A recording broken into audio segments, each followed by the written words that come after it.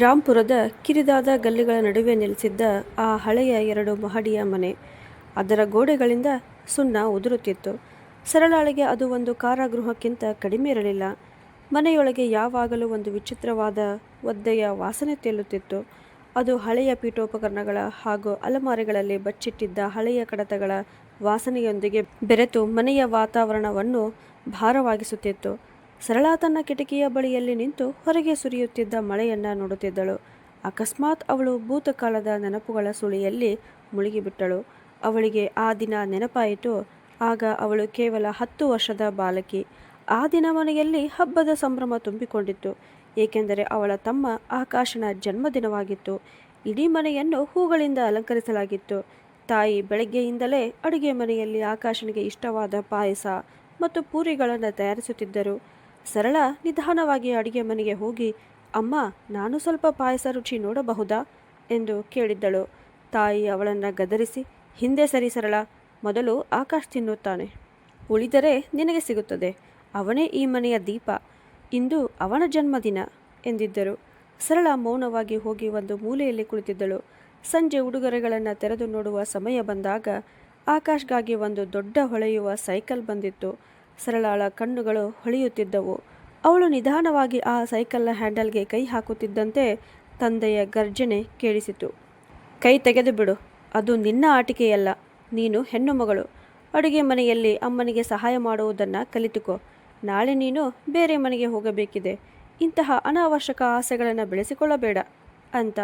ಆ ರಾತ್ರಿ ಸರಳ ಊಟವನ್ನೇ ಮಾಡದೆ ಮಲಗಿದ್ದಳು. ಆದರೆ ಅವಳು ಊಟ ಮಾಡಿದ್ದಾಳೋ ಇಲ್ಲೋ ಎಂದು ಯಾರೂ ಕೇಳಲಿಲ್ಲ. ಅವಳಿಗೆ ಮನೆ ಎಂದರೆ ಅವಳ ಅಗತ್ಯ ಬಂದಾಗ ಮಾತ್ರ ಅವಳ ಅಸ್ತಿತ್ವವನ್ನು ಗಮನಿಸುವ ಒಂದು ಸ್ಥಳವಾಗಿತ್ತು. ಭರಮಣ್ಣನವರ ಸ್ವಭಾವವೇ ಆ ಮನೆಯ ವಾತಾವರಣವನ್ನು ನಿರ್ಧರಿಸುತ್ತಿತ್ತು. ಅವರು ಸಂತೋಷವಾಗಿದ್ದರೆ ಮನೆಯಲ್ಲಿ ಸ್ವಲ್ಪ ಮಾತುಕತೆ ನಡೆಯುತ್ತಿತ್ತು.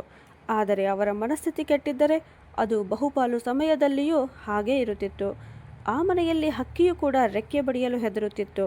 ತನ್ನ ಓದಿನ ಪ್ರತಿಯೊಂದು ಹೆಜ್ಜೆಯಲ್ಲಿಯೂ ತಂದೆ ಹೇಗೆ ಅಡ್ಡಿಪಡಿಸುತ್ತಾರೆಂಬುದು ಸರಳಾಳಿಗೆ ಚೆನ್ನಾಗಿ ನೆನಪಿತ್ತು. ಇಷ್ಟು ಓದಿ ಏನು ಪ್ರಯೋಜನ? ಕೊನೆಯಲ್ಲಿ ನೀನು ರೊಟ್ಟಿಯನ್ನೇ ಬೇಯಿಸಬೇಕಲ್ಲ ಎಂದು ಅವರು ಆಗಾಗ ಟೀಕಿಸುತ್ತಿದ್ದರು. ಸರಳ ಕಾಲೇಜಿನಲ್ಲಿ ಓದುತ್ತಿದ್ದಾಗ ಅವಳಿಗೆ ಒಂದು ಹೊಸ ಉಡುಪಿನ ಅಗತ್ಯವಿತ್ತು. ಕಾಲೇಜಿನ ವಾರ್ಷಿಕೋತ್ಸವದಲ್ಲಿ ಅವಳು ವೇದಿಕೆಯಲ್ಲಿ ಭಾಷಣ ಮಾಡಬೇಕಾಗಿತ್ತು. ಬಹಳ ಧೈರ್ಯ ಮಾಡಿ ಅವಳ ತಂದೆಯ ಬಳಿ 500 ರೂಪಾಯಿ ಕೇಳಿದ್ದಳು. 500 ರೂಪಾಯಿನಾ? ಹಣ ಮರದಲ್ಲಿ ಬೆಳೆಯುತ್ತದೆಯಾ ಎಂದು ಭರಮಣ್ಣನವರು ಮೇಜಿನ ಮೇಲೆ ಕೈ ಬಡಿದು ಕೋಪದಿಂದ, ಆಕಾಶ್ ಟ್ಯೂಷನ್ಗೆ ಹೊಸ ಬ್ಯಾಗ್ ಬೇಕಿದೆ. ಆದರೆ ನಿನಗೆ ನಾಟಕ ಮಾಡಲು ಹೊಸ ಬಟ್ಟೆ ಬೇಕಂತೆ. ಹಳೆಯ ಬಟ್ಟೆಗಳನ್ನೇ ಇಸ್ತ್ರಿ ಮಾಡಿ ಧರಿಸು ಅಂತ ಹೇಳಿದರು. ಆ ದಿನ ಸರಳ ಮೊದಲ ಬಾರಿಗೆ ಅತ್ತಳು. ಅದು ಕಣ್ಣೀರು ಅಲ್ಲ, ಒಳಗಿನ ನೋವಿನ ಪ್ರವಾಹ. ಆ ಕ್ಷಣದಲ್ಲಿಯೇ ಅವಳಿಗೆ ಸ್ಪಷ್ಟವಾಯಿತು, ಈ ಮನೆಯಲ್ಲಿ ಅವಳ ಸೌಂದರ್ಯ ಮತ್ತು ಪ್ರತಿಭೆ ತಂದೆಗೆ ಹೆಮ್ಮೆಯ ವಿಷಯವಲ್ಲ. ಅವು ಕೇವಲ ಒಂದು ಖರ್ಚಿನ ಕಾರಣ ಮಾತ್ರ ಅಂತ. ಈ ನಿರ್ಲಕ್ಷ್ಯವೇ ಅವಳೊಳಗೆ ಒಂದು ತಣ್ಣನೆಯ ಬೆಂಕಿಯನ್ನು ಹಚ್ಚಿತ್ತು. ತನ್ನನ್ನು ತಾನು ಸಾಬೀತುಪಡಿಸಿಕೊಳ್ಳುವ ಬೆಂಕಿ. ಮತ್ತೆ ಇಂದಿನ ಆ ಮಧ್ಯಾಹ್ನಕ್ಕೆ ಮರಳಿದಾಗ ಮಳೆಗಾಲದ ತಿಂಗಳ ತುಂತುರು ಮಳೆ ಕಿಟಕಿಗೆ ತಟ್ಟುತ್ತಿತ್ತು.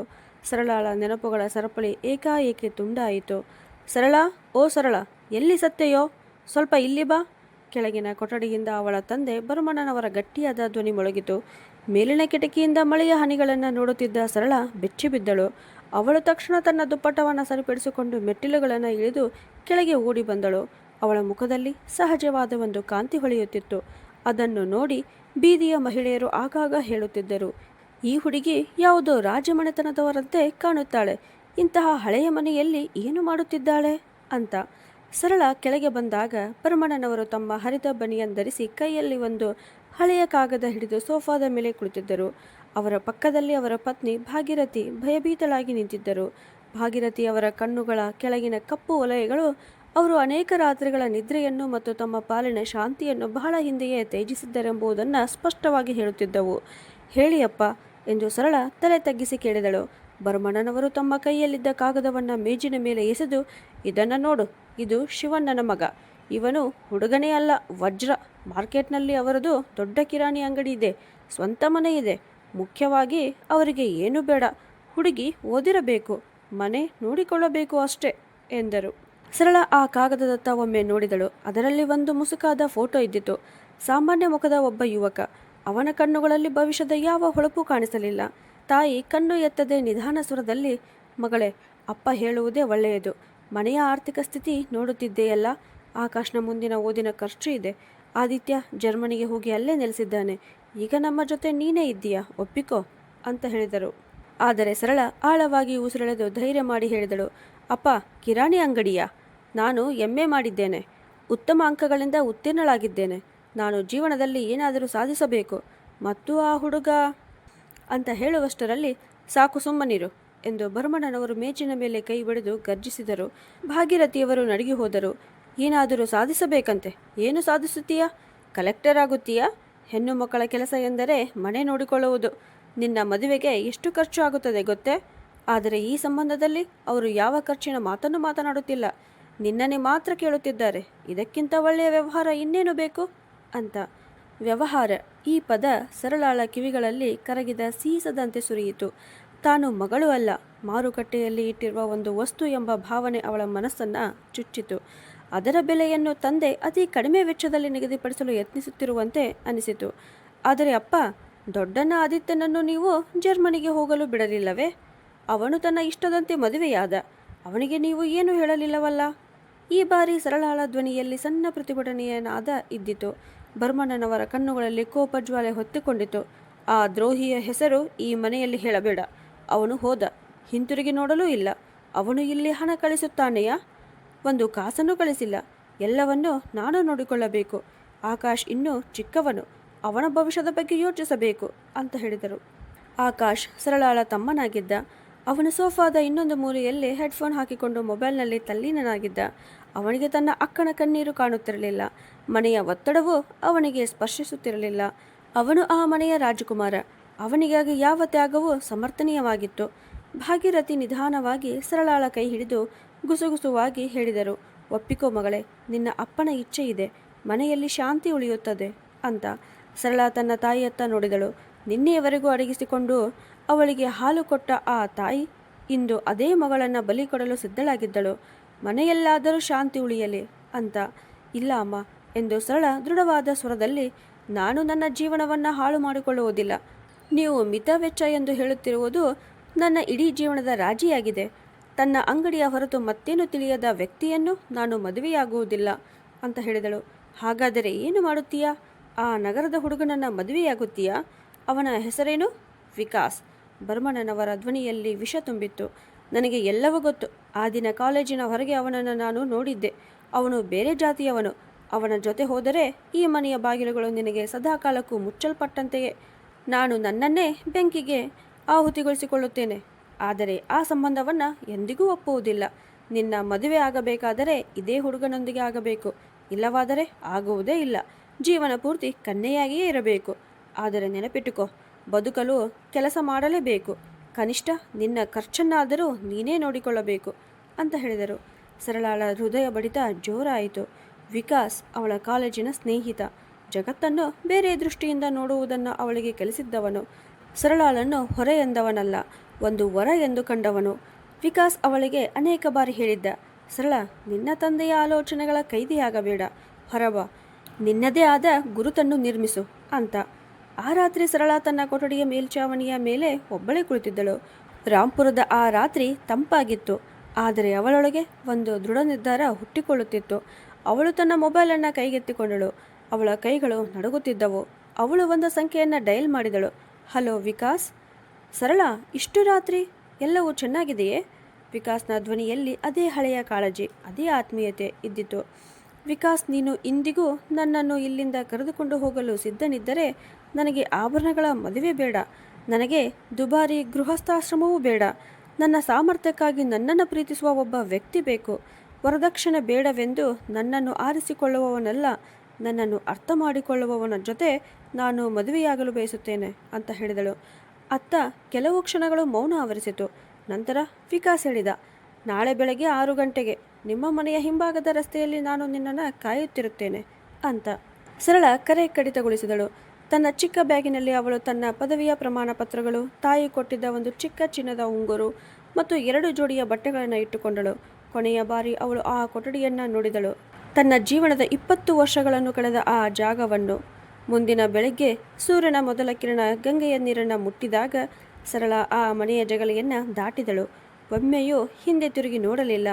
ಇಂದಿನಿಂದ ಈ ಮನೆಯವರೆಗೆ ತಾನು ಸತ್ತವಳೆ ಎಂಬುದು ಅವಳಿಗೆ ಚೆನ್ನಾಗಿ ಗೊತ್ತಿತ್ತು.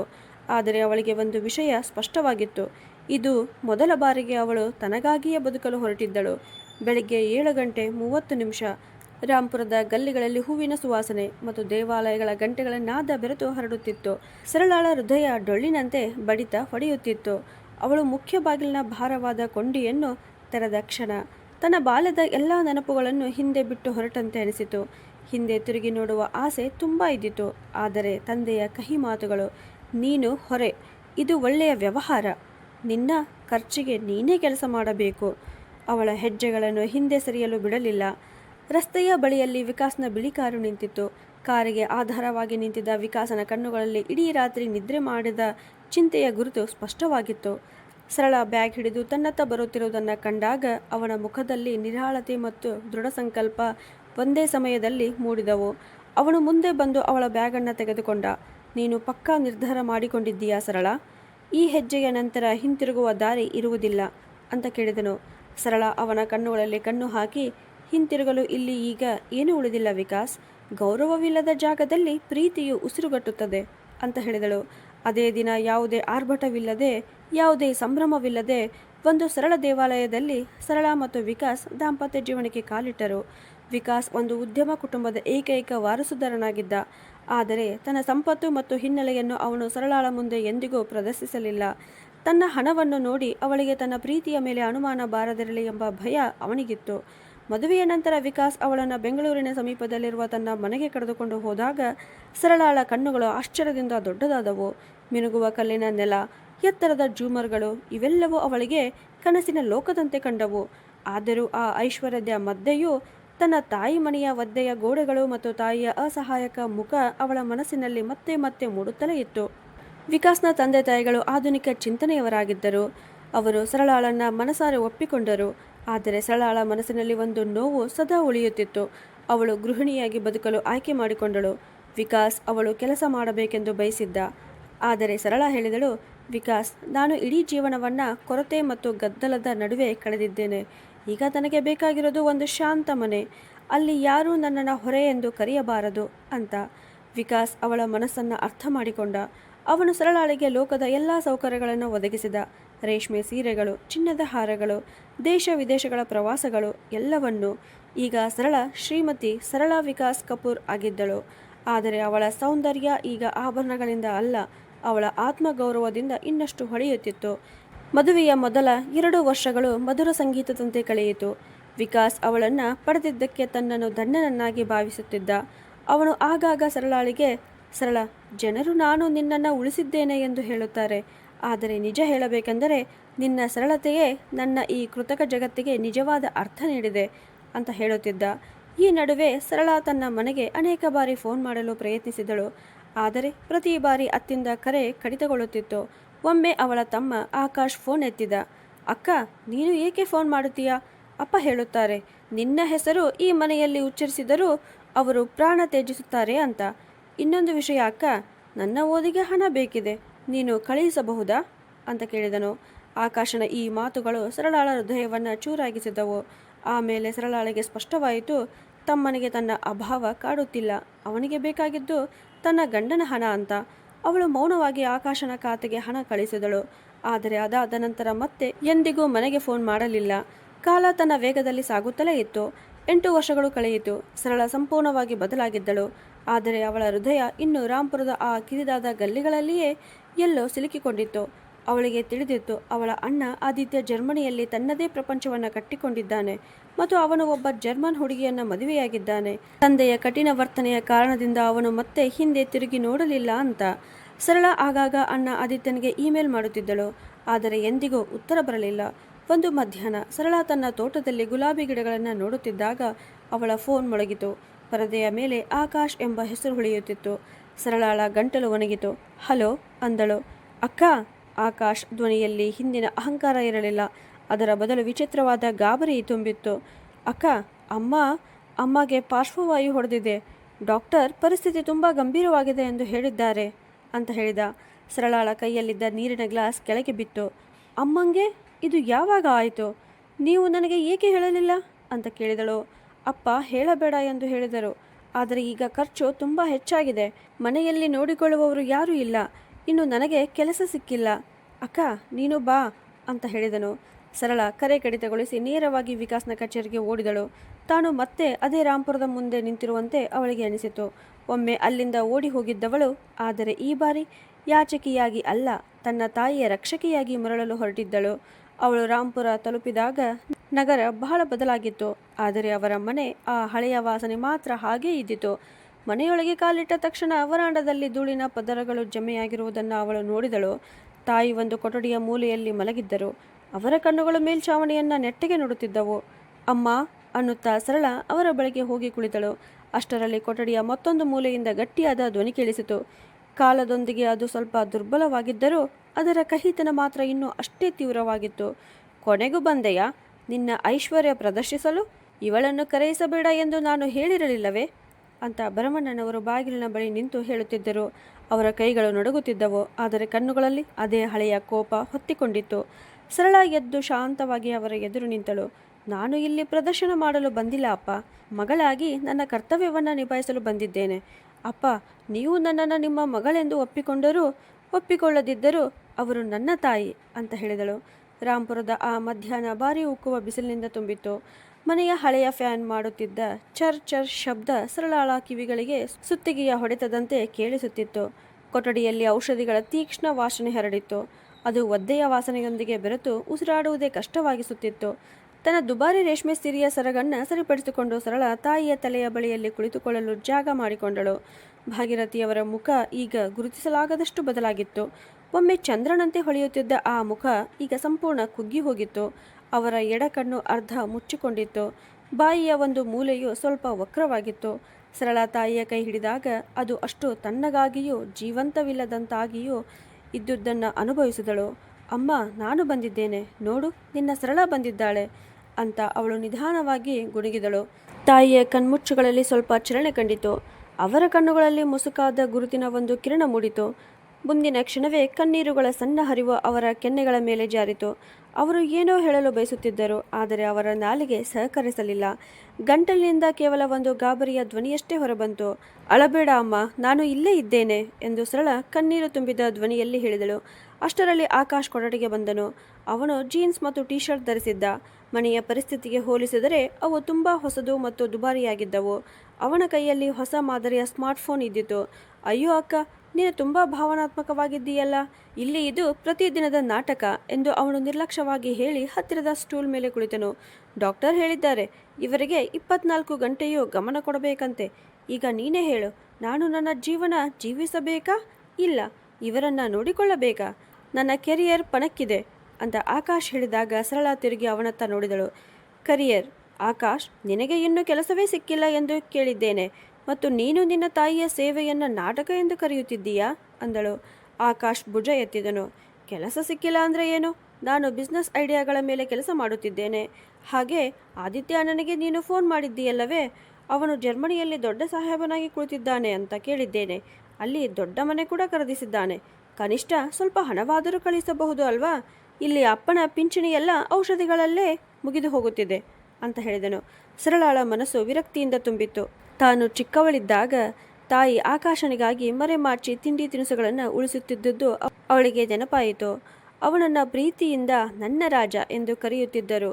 ಇಂದು ಅದೇ ರಾಜ ತನ್ನ ತಾಯಿಯ ಬಳಿಯಲ್ಲಿ ಕುಳಿತುಕೊಳ್ಳಲು ಸಿದ್ಧನಿರಲಿಲ್ಲ. ಆದಿತ್ಯ ಅಣ್ಣನೊಂದಿಗೆ ನನ್ನ ಸಂಪರ್ಕವಿಲ್ಲ ಆಕಾಶ್. ಇದ್ದರೂ ಸಹ ಅವನು ಈ ಮನೆಗೆ ಹಣ ಕಳಿಸುತ್ತಾನೆ ಎಂದು ನಿನಗೆ ಅನಿಸುತ್ತದೆಯಾ? ಅಪ್ಪ ಅವನನ್ನು ಹೇಗೆ ಅವಮಾನಿಸಿ ಮನೆಯಿಂದ ಹೊರಹಾಕಿದರು ಎಂಬುದು ಮರೆತೆಯಾ? ಅದರ ನಂತರ ಯಾವುದೇ ಸ್ವಾಭಿಮಾನಿ ವ್ಯಕ್ತಿ ಹಿಂತಿರುಗಿ ನೋಡುವುದಿಲ್ಲ ಎಂದು ಸರಳ ಸಮತಟ್ಟಾದ ಧ್ವನಿಯಲ್ಲಿ ಹೇಳಿದಳು. ಅಷ್ಟರಲ್ಲಿ ಭರಮಣ್ಣನವರ ಕೊಠಡಿಯಿಂದ ಕೆಮ್ಮಿನ ಶಬ್ದ ಕೇಳಿಸಿತು. ಅವರು ಇನ್ನೂ ತಮ್ಮ ಹಳೆಯ ಸ್ವಭಾವದಲ್ಲೇ ಇದ್ದರು. ಸ್ವಲ್ಪ ಹೊತ್ತಿನ ನಂತರ ಲಾಠಿಯನ್ನು ಆಧರಿಸಿಕೊಂಡು ಅವರು ಕೊಠಡಿಯಿಂದ ಹೊರಬಂದರು. ಅವರ ಕಣ್ಣುಗಳಲ್ಲಿ ಮುತ್ತಿನ ಕಣ್ಣಿನ ಮುಸುಕು ಕಂಡುಬರುತ್ತಿತ್ತು. ಆದರೆ ಕೋಪದ ಕಿಡಿ ಇನ್ನೂ ಅಷ್ಟೇ ತೀವ್ರವಾಗಿತ್ತು. ಆಕಾಶ್, ಏಕೆ ಇಂತಹ ಮಾತುಗಳನ್ನು ಆಡುತ್ತಿದ್ದೀಯಾ? ಈ ಮನೆಯಲ್ಲಿ ಹೊರಗಿನವರು ಮೂಗು ತೂರಿಸುವುದು ನನಗೆ ಇಷ್ಟವಿಲ್ಲ ಎಂದು ಹೇಳಿದ್ದೇನಲ್ಲ ಎಂದು ಅವರು ಸರಳಾಳ ಕಡೆ ನೋಡದೆ ಹೇಳಿದರು. ಅಪ್ಪ, ನಾನು ಹೊರಗಿನವಳಲ್ಲ, ನಿಮ್ಮ ಮಗಳು ಎಂದು ಸರಳ ಎದ್ದು ನಿಂತು ಹೇಳಿದಳು. ಮಗಳು? ಭರಮಣ್ಣನವರು ವ್ಯಂಗ್ಯವಾಗಿ ನಕ್ಕರು. ನನ್ನ ಮಗಳು 8 ವರ್ಷಗಳ ಹಿಂದೆ ಸತ್ತಳು. ಕುಟುಂಬದ ಗೌರವವನ್ನು ಕಾಲಿನಡಿಯಲ್ಲಿ ತುಳಿದ ದಿನವೇ. ನೀನು ಈಗ ಆ ಶ್ರೀಮಂತನ ಹೆಂಡತಿ, ನಮ್ಮ ಬಡತನದ ಲಾಭ ಪಡೆದು ನಿನ್ನನ್ನು ಖರೀದಿಸಿದವನ ಹೆಂಡತಿ ಅಂತ ಹೇಳಿದರು. ಸರಳ ಬೆಚ್ಚಿ ಬಿದ್ದಳು. ಖರೀದಿಸಿದ್ದವನ? ಅಪ್ಪ, ವಿಕಾಸ್ ನನಗೆ ನೀವು ಎಂದಿಗೂ ನೀಡದ ಗೌರವವನ್ನು ಕೊಟ್ಟಿದ್ದಾರೆ. ನೀವು ಇಂದಿಗೂ ಅದೇ ಕಹಿತನದಲ್ಲಿ ಬದುಕುತ್ತಿದ್ದೀರಿ. ಆದರೆ ನಿಮ್ಮ ಹೆಂಡತಿಗೆ ಈಗ ನಿಮ್ಮ ಅವಶ್ಯಕತೆ ಅತ್ಯಂತ ಹೆಚ್ಚು ಅಂತ ಹೇಳಿದಳು. ನನಗೆ ಬುದ್ಧಿ ಹೇಳಬೇಡ ಎಂದು ಭರಮಣ್ಣನವರು ತಮ್ಮ ಲಾಠಿಯನ್ನು ನೆಲಕ್ಕೆ ಬಡಿದರು. ಈ ಮನೆಯ ಮಾಲೀಕ ನಾನು. ಇಲ್ಲಿ ಏನು ಆಗಬೇಕು, ಏನು ಆಗಬಾರದು ಎಂದು ತೀರ್ಮಾನಿಸುವವನು ನಾನು. ನೀನು ಇಲ್ಲಿ ನಿನ್ನ ಐಶ್ವರ್ಯದ ದರ್ಪ ತೋರಿಸಲು ಬಂದಿದ್ದರೆ ಈಗಲೇ ಹೋಗಿಬಿಡು. ನಮಗೆ ನಿನ್ನ ತುಂಡುಗಳ ಅವಶ್ಯಕತೆ ಇಲ್ಲ ಎಂದು ಗದರಿದರು.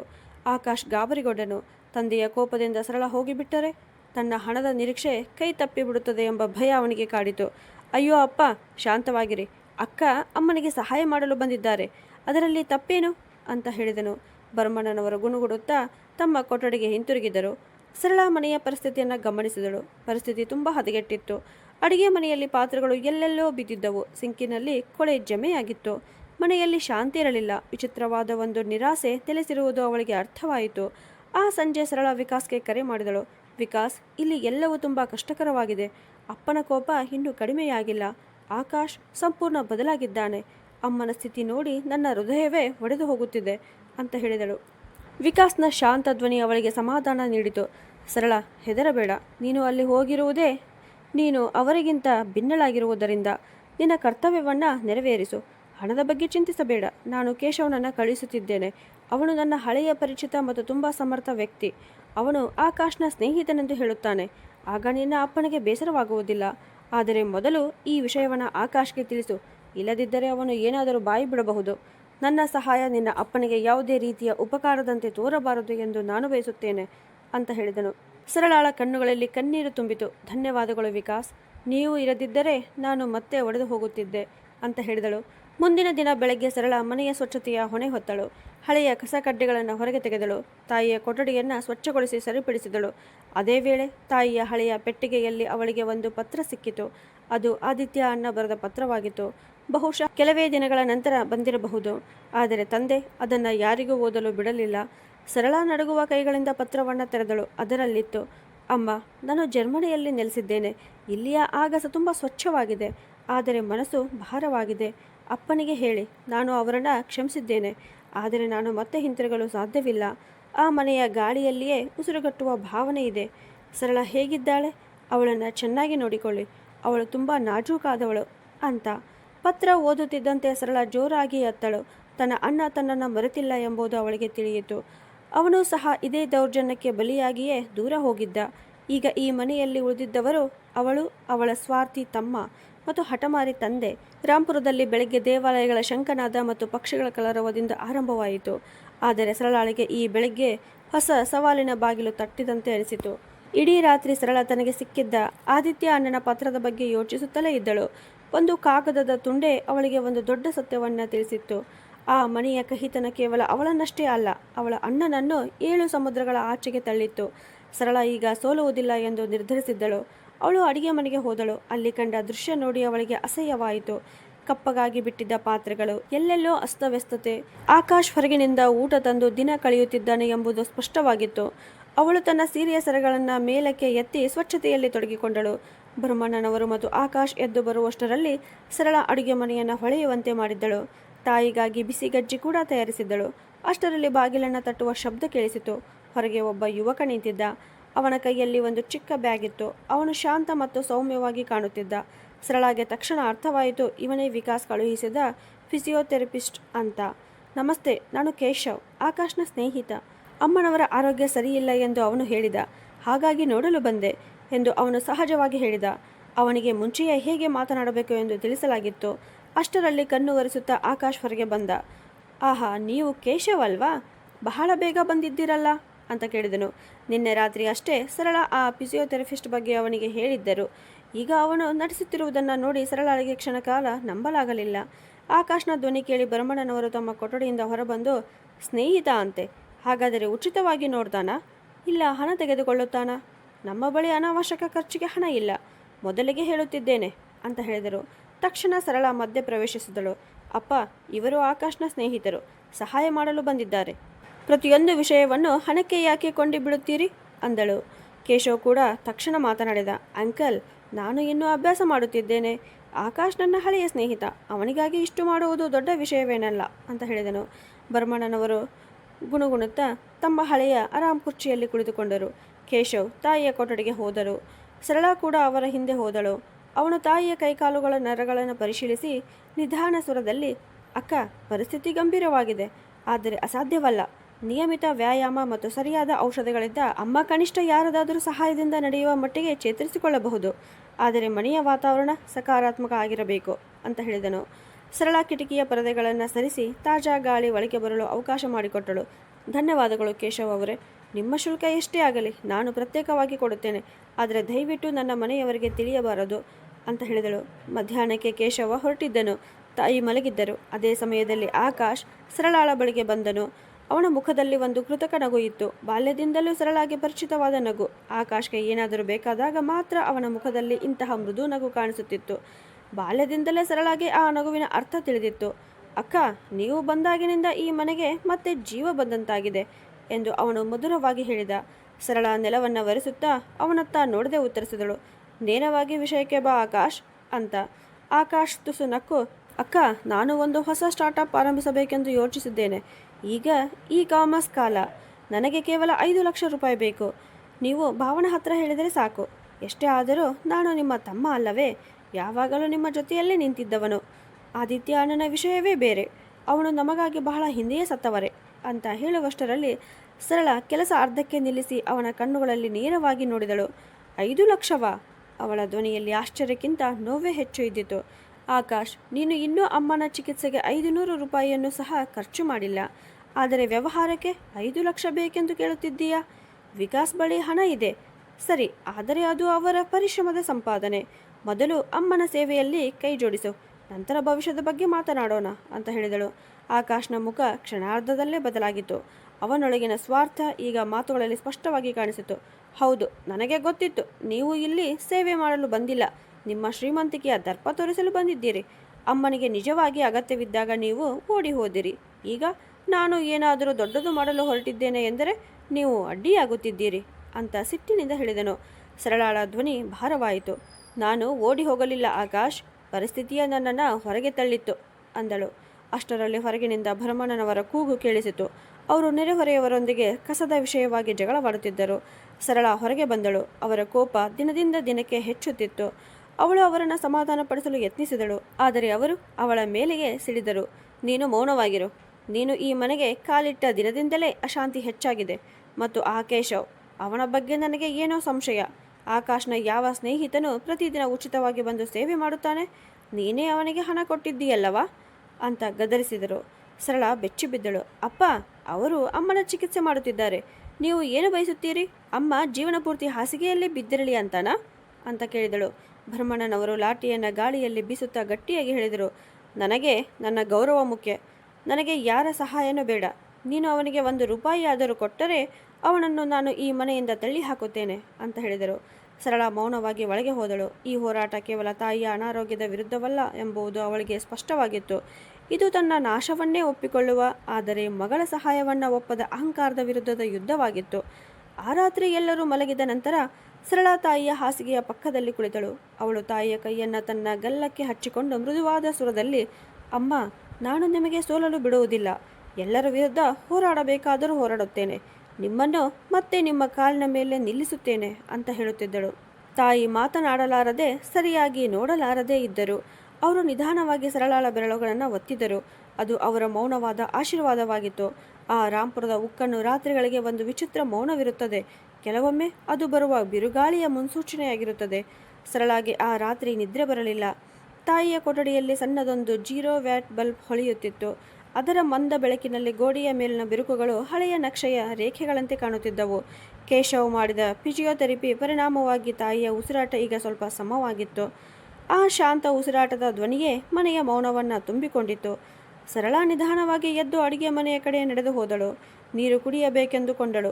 ಹಾಗೆ ಸಾಗುತ್ತಿದ್ದಾಗ ಆಕಾಶ್ನ ಕೊಠಡಿಯ ಬಾಗಿಲು ಅರ್ಧ ತೆರೆದಿರುವುದು ಅವಳ ಗಮನಕ್ಕೆ ಬಂದಿತು. ಒಳಗಿನಿಂದ ಯಾವುದೋ ಮೃದುವಾದ ಸರಸರ ಶಬ್ದ ಕೇಳಿ ಬರುತ್ತಿತ್ತು. ಸರಳ ಅಲ್ಲೇ ನಿಂತಳು. ಅವಳ ಮನಸ್ಸಿನಲ್ಲಿ ಏನೋ ಅಜ್ಞಾತ ಆತಂಕ ಹುಟ್ಟಿತು. ಅವಳು ನಿಧಾನವಾಗಿ ಒಳಗೆ ಇಣುಕಿ ನೋಡಿದಳು. ಆಕಾಶ್ ನೆಲದ ಮೇಲೆ ಕುಳಿತಿದ್ದ. ಅವನ ಎದುರು ತಾಯಿಯ ಆ ಹಳೆಯ ಮರದ ಪೆಟ್ಟಿಗೆ ತೆರೆದಿತ್ತು. ಆ ಪೆಟ್ಟಿಗೆಯನ್ನು ತಾಯಿ ತನ್ನ ಪ್ರಾಣಕ್ಕಿಂತಲೂ ಅಮೂಲ್ಯವೆಂದು ಕಾಪಾಡಿಕೊಂಡಿದ್ದಳು. ಆಕಾಶ್ನ ಕೈಯಲ್ಲಿ ಮಖಮಲಿ ಚಿಕ್ಕ ಚೀಲವಿತ್ತು. ಅದರಿಂದ ಅವನ ತಾಯಿಯ ಹಳೆಯ ಚಿನ್ನದ ಬಳೆಗಳನ್ನು ತೆಗೆದು ನೋಡುತ್ತಿದ್ದ. ಆ ಬಳೆಗಳು ತಾಯಿಗೆ ಅವರ ಮದುವೆಯ ಸಂದರ್ಭದಲ್ಲಿ ಅಜ್ಜಿ ಕೊಟ್ಟ ಅಮೂಲ್ಯ ನೆನಪುಗಳಾಗಿದ್ದವು. ಆಕಾಶ್ ಎಂದು ಸರಳ ಕಿಡಿಕಾರಿದಳು. ಆಕಾಶ್ ಬೆಚ್ಚಿಬಿದ್ದು ಎದ್ದನು. ಆತುರದಲ್ಲಿ ಆ ಚೀಲವನ್ನು ಬೆನ್ನಿನ ಹಿಂದೆ ಮರೆ ಮಾಡಲು ಯತ್ನಿಸಿದ. ಆದರೆ ಈಗಾಗಲೇ ತಡವಾಗಿತ್ತು. ಅವನ ಮುಖದಲ್ಲಿ ಹಿಡಿಯಲ್ಪಟ್ಟಿದ್ದ ಭಯವು ಕ್ಷಣದಲ್ಲಿಯೇ ಮೂಡಿದ ದಿಟ್ಟತನವು ಸ್ಪಷ್ಟವಾಗಿತ್ತು. ಅಕ್ಕ, ನೀವು ಈ ಹೊತ್ತಿಗೆ ಇಲ್ಲಿ ಏನು ಮಾಡುತ್ತಿದ್ದೀರಿ ಎಂದು ಅವನು ತಡವರಿಸುತ್ತಾ ಕೇಳಿದ. ಸರಳ ಕೊಠಡಿಯೊಳಗೆ ಬಂದು ವಿದ್ಯುತ್ ದೀಪ ಹಚ್ಚಿದಳು. ಬೆಳಕು ಹೊರಡುತ್ತಿದ್ದಂತೆ ಆಕಾಶ್ನ ಕೃತ್ಯ ಸ್ಪಷ್ಟವಾಗಿ ಗೋಚರಿಸಿತು. ಇದು ಏನು ಆಕಾಶ್? ಅಮ್ಮನ ಆಭರಣಗಳ ಆ ಪೆಟ್ಟಿಗೆಯನ್ನು ಮುಟ್ಟುವ ಧೈರ್ಯ ನಿನಗೆ ಹೇಗೆ ಬಂತು ಎಂದು ಅವಳು ಕೋಪದಿಂದ ಕೇಳಿದಳು. ಆಕಾಶ್ ನಿಧಾನವಾಗಿ ಎದ್ದನು. ಈಗ ಅವನ ಧ್ವನಿ ಬದಲಾಗಿತ್ತು. ಏನು ಮಾಡುತ್ತಿದ್ದೇನೆ ಅಂದರೆ? ಈ ಮನೆಯ ಅಗತ್ಯಕ್ಕೆ ಬೇಕಾದುದನ್ನೇ ಮಾಡುತ್ತಿದ್ದೇನೆ.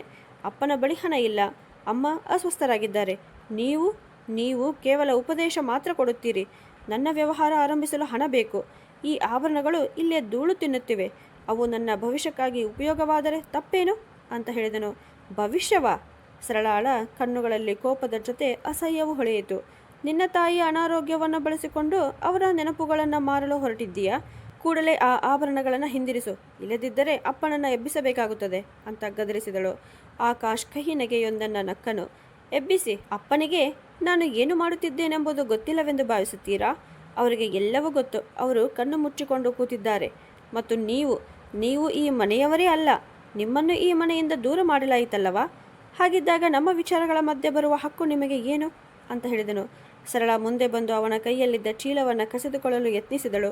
ಆದರೆ ಆಕಾಶ್ ಅವಳನ್ನು ಬಲವಾಗಿ ತಳ್ಳಿದ. ಸರಳ ಗೋಡೆಗೆ ಡಿಕ್ಕಿ ಹೊಡೆದಳು. ಆದರೂ ಅವಳು ಹಿಂದೆ ಸರಿಯಲಿಲ್ಲ. ಆಕಾಶ್, ನಾನು ಇಲ್ಲಿ ಅಮ್ಮನಿಗಾಗಿ ಬಂದಿದ್ದೇನೆ. ನಾನು ಇಲ್ಲಿ ಇರುವವರೆಗೂ ಈ ಮನೆಯ ಒಂದು ಇಟ್ಟಿಗೆಯನ್ನು ನೀನು ಮಾರಲು ಬಿಡುವುದಿಲ್ಲ ಎಂದು ದೃಢವಾಗಿ ಹೇಳಿದಳು. ಈ ಗದ್ದಲವನ್ನು ಕೇಳಿ ಪಕ್ಕದ ಕೊಠಡಿಯಿಂದ ಭರಮಣ್ಣನವರು ತಮ್ಮ ಲಾಠಿಯನ್ನು ನೆಲಕ್ಕೆ ತಟ್ಟುತ್ತಾ ಬಂದರು. ಇಲ್ಲಿ ಏನು ನಡೆಯುತ್ತಿದೆ? ಮಧ್ಯರಾತ್ರಿ ಈ ಗಲಾಟೆ ಏಕೆ ಎಂದು ಅವರು ಕಠಿಣವಾಗಿ ಕೇಳಿದರು. ಅಪ್ಪ ನೋಡಿ, ಆಕಾಶ್ ಏನು ಮಾಡುತ್ತಿದ್ದಾನೆ ಅಂತ. ಅಮ್ಮನ ಆಭರಣಗಳನ್ನು ಕದ್ದುಕೊಂಡು ಮಾರಲು ಹೋಗುತ್ತಿದ್ದ ಎಂದು ಸರಳ ಉಸಿರಾಟದ ನಡುವೆ ಹೇಳಿದಳು. ಭರಮಣ್ಣನವರು ಮೊದಲ ಆಕಾಶನತ್ತ, ನಂತರ ಆ ತೆರೆದ ಪೆಟ್ಟಿಗೆ ಅತ್ತ ನೋಡಿದರು. ಅವರ ಮುಖದಲ್ಲಿ ಆಶ್ಚರ್ಯ ಇರಲಿಲ್ಲ. ಬದಲಾಗಿ ಬಹಳ ದಣಿದ ಆಳವಾದ ಚಿಂತೆಯೊಂದು ಮೂಡಿತ್ತು. ಅವರು ನಿಧಾನ ಸ್ವರದಲ್ಲಿ, ಆಕಾಶ್, ಅವನು ಹಿಂದಿರಿಸು, ಇನ್ನೂ ಆ ಸಮಯ ಬಂದಿಲ್ಲ ಅಂತ ಹೇಳಿದರು. ಸರಳ ಒಳಗಿನಿಂದಲೇ ಕಂಗಾಲಾಗಿ ನಿಂತಳು. ಅಪ್ಪ, ನೀವು ಇವನನ್ನು ಬೈಯುವ ಬದಲು ಇನ್ನೂ ಸಮಯ ಬಂದಿಲ್ಲ ಎಂದು ಹೇಳುತ್ತಿದ್ದೀರಾ? ಇವನು ಏನು ಮಾಡುತ್ತಿದ್ದಾನೆ ಎಂಬುದು ನಿಮಗೆ ಗೊತ್ತೇ ಎಂದು ಅವಳು ನಂಬಲಾರದ ಧ್ವನಿಯಲ್ಲಿ ಕೇಳಿದಳು. ಭರಮಣ್ಣನವರ ತಣ್ಣನೆಯ ದೃಷ್ಟಿ ಸರಳಾಳ ಮೇಲೆ ನೆಟ್ಟಿತು. ನಮಗೆ ನೀತಿ ನ್ಯಾಯದ ಪಾಠ ಹೇಳಬೇಡ. ಆಕಾಶ್ಗೆ ಸ್ವಲ್ಪ ಹಣ ಬೇಕಾದರೆ ಅವನು ತನ್ನ ಹಕ್ಕನ್ನೇ ಕೇಳುತ್ತಾನೆ ಅಂತ ಹೇಳಿದರು. ಇದು ಹಕ್ಕಲ್ಲ, ದರೋಡೆ ಅಪ್ಪ ಎಂದು ಸರಳ ಕಿರುಚಿದಳು. ನಿಮಗೆ ಹಣದ ತೊಂದರೆ ಇದ್ದರೆ ನನ್ನನ್ನು ಕೇಳಿ. ವಿಕಾಸ್ ಯಾವಾಗಲೂ ನಿಮಗೆ ಸಹಾಯ ಮಾಡಲು ಸಿದ್ಧನಿದ್ದಾನೆ ಅಂದಳು. ವಿಕಾಸ್ ಎಂಬ ಹೆಸರು ಕೇಳುತ್ತಿದ್ದಂತೆಯೇ ಭರಮಣ್ಣನವರ ಕೋಪ 7ನೆಯ ಆಕಾಶಕ್ಕೆ ಏರಿತು. ಅವನ ಹೆಸರನ್ನು ನನ್ನ ಮುಂದೆ ಹೇಳಬೇಡ. ಅವನ ದಾನ ಧರ್ಮಕ್ಕಿಂತ ನಾನು ರಸ್ತೆಯಲ್ಲಿ ಭಿಕ್ಷೆ ಬೇಡುವುದೇ ಮೇಲು ಅಂದರು. ನಂತರ ಅವರು ಆಕಾಶ್ನತ್ತ ತಿರುಗಿ, ಆಕಾಶ್, ಏನು ಮಾಡಬೇಕೋ ಮಾಡು, ಆದರೆ ಈ ಹೆಂಗಸನ್ನ ಮೌನಗೊಳಿಸು ಎಂದರು. ಆಕಾಶ್ ವಿಜಯದ ನಗು ಮುಖದಲ್ಲಿ ಮೂಡಿಸಿಕೊಂಡು ಆಭರಣಗಳನ್ನು ಮತ್ತೆ ಪೆಟ್ಟಿಗೆಯಲ್ಲಿ ಹಾಕಿ ಬೀಗ ಹಾಕಿದನು. ಸರಳ ಅಲ್ಲೇ ನೆಲದ ಮೇಲೆ ಕುಳಿತುಕೊಂಡಳು. ಆ ಕ್ಷಣದಲ್ಲಿ ಅವಳಿಗೆ ಸ್ಪಷ್ಟವಾಗಿ ಅನಿಸಿತು, ಈ ಮನೆ ಕೇವಲ ದೇಹದಿಂದ ಮಾತ್ರವಲ್ಲ, ಆತ್ಮದಿಂದಲೂ ಅಸ್ವಸ್ಥವಾಗಿದೆ. ಇಲ್ಲಿ ಪ್ರೀತಿಯ ಜಾಗದಲ್ಲಿ ಲೋಭ ಆಕ್ರಮಿಸಿಕೊಂಡಿದೆ, ಗೌರವದ ಸ್ಥಾನವನ್ನು ಅಹಂಕಾರ ಕಸಿದುಕೊಂಡಿದೆ ಅಂತ ಮನಸ್ಸಿನಲ್ಲಿ ಯೋಚಿಸತೊಡಗಿದಳು. ಮುಂದಿನ ಬೆಳಗ್ಗೆ ಕೇಶವ್ ಮತ್ತೆ ಬಂದರು. ಸರಳಾಳ ಕಣ್ಣುಗಳು ಊದಿಕೊಂಡಿದ್ದವು. ಅವಳ ಮುಖ ನೋಡಿದ ಕ್ಷಣವೇ ಏನೋ ಕೆಟ್ಟದ್ದು ನಡೆದಿರಬಹುದು ಅಂತ ಅವರಿಗೆ ಅರ್ಥವಾಯಿತು. ಅಕ್ಕ, ಇಂದು ಅಮ್ಮನ ಬೆರಳುಗಳಲ್ಲಿ ಚಲನೆ ಕಾಣಿಸಿದೆ ಎಂದು ಸಂತೋಷ ಹಂಚಿಕೊಳ್ಳಲು ಪ್ರಯತ್ನಿಸಿದನು. ಸರಳ ತಕ್ಷಣ ತಾಯಿಯ ಬಳಿಗೆ ಹೋದಳು. ತಾಯಿಯ ಬಲಗೈ ಸ್ವಲ್ಪ ಕದಲುತ್ತಿರುವುದು ಅವಳ ಕಣ್ಣಿಗೆ ಬಿದ್ದಿತು. ಅವರ ಕಣ್ಣುಗಳಲ್ಲಿ ವಿಚಿತ್ರವಾದ ಹೊಳಪು ಇದ್ದಿತು. ಏನೋ ಹೇಳಬೇಕೆಂಬ ಆಸೆ ಹೊಳಪು. ಸರಳ ಅವರ ಕೈ ಹಿಡಿದು ಮೃದುವಾಗಿ ಹೇಳಿದಳು, ಅಮ್ಮ, ನೀವು ಚೇತರಿಸಿಕೊಳ್ಳುತ್ತಿದ್ದೀರಿ, ಇನ್ನೂ ಸ್ವಲ್ಪ ಧೈರ್ಯ ಸಾಕು ಅಂತ. ಅಷ್ಟರಲ್ಲಿ ಮನೆಯ ಹೊರಗೆ ಕಪ್ಪು ಬಣ್ಣದ ಐಷಾರಾಮಿ ಕಾರೊಂದು ಬಂದು ನಿಂತಿತು. ಆ ಹಳೆಯ ಮನೆಯ ಗೇಟ್ ಮುಂದೆ ಆ ಕಾರಿನ ಹೊಳಪು ವಿಶೇಷವಾಗಿ ಕಾಣಿಸುತ್ತಿತ್ತು. ನೆರೆಹೊರೆಯವರು ತಮ್ಮ ಕಿಟಕಿಗಳಿಂದ ಕುತೂಹಲದಿಂದ ನೋಡತೊಡಗಿದರು. ಕಾರ್ ಬಾಗಿಲು ತೆರೆದು ಅದರಿಂದ ವಿಕಾಸ್ ಹೊರಬಂದನು. ಅವನನ್ನು ನೋಡುತ್ತಿದ್ದಂತೆ ಸರಳಾಳ ಹೃದಯ ಒಮ್ಮೆ ಬಡಿದುಕೊಂಡಿತು. ವಿಕಾಸ್ ಇಲ್ಲಿ ಬರುವುದು ಬೆಂಕಿಗೆ ಎಣ್ಣೆ ಸುರಿದಂತೆ ಆಗಲಿದೆ ಎಂಬುದು ಅವಳಿಗೆ ತಿಳಿದಿತ್ತು. ಅವನ ಕೈಯಲ್ಲಿ ಹಣ್ಣುಗಳ ಬುಟ್ಟಿ ಮತ್ತು ಉತ್ತಮ ಗುಣಮಟ್ಟದ ಡ್ರೈ ಫ್ರೂಟ್ಸ್ಗಳು ಪ್ಯಾಕೆಟ್ಗಳಿದ್ದವು. ಭರಮಣ್ಣನವರು ವರಾಂಡದಲ್ಲಿಯೇ ಕುಳಿತಿದ್ದರು.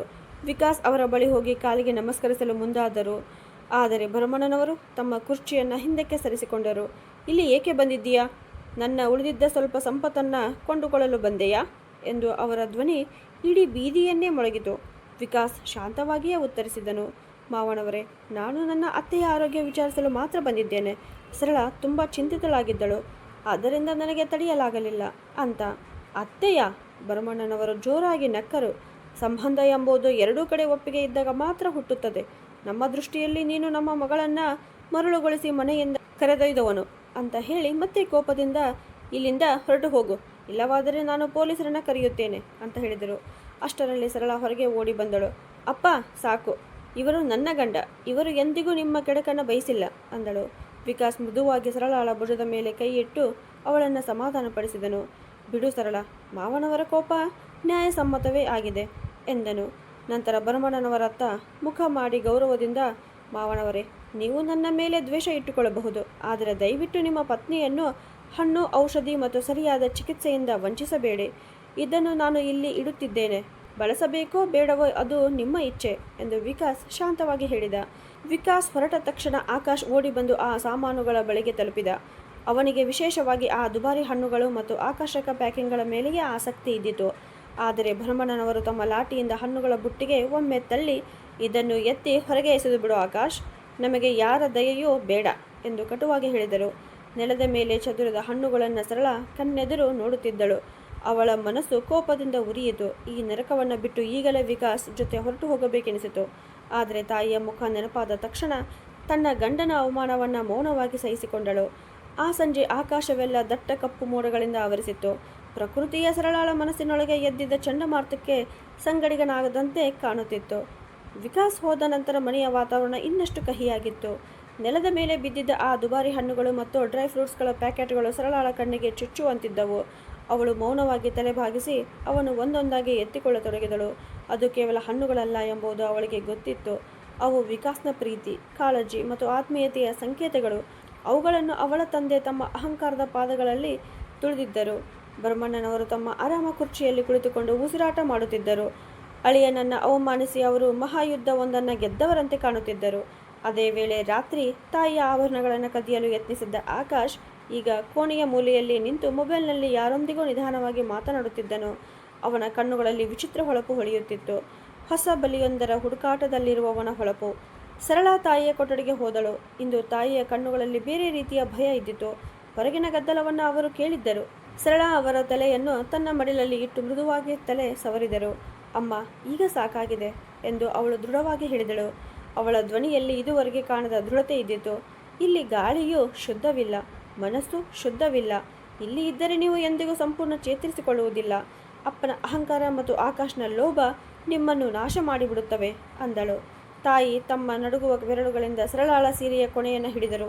ಈಗ ನೀನು ಏನು ಮಾಡುತ್ತೀಯೇ ಎಂದು ಕೇಳುವಂತೆ. ಸರಳ ಮನಸ್ಸಿನೊಳಗೆ ನಿರ್ಧಾರ ಮಾಡಿಕೊಂಡಿದ್ದಳು. ಇನ್ನು ತಾನು ಬೇಡಿಕೊಳ್ಳುವುದಿಲ್ಲ, ತನ್ನ ಹಕ್ಕನ್ನು ಕೇಳುತ್ತೇನೆ ಅಂತ.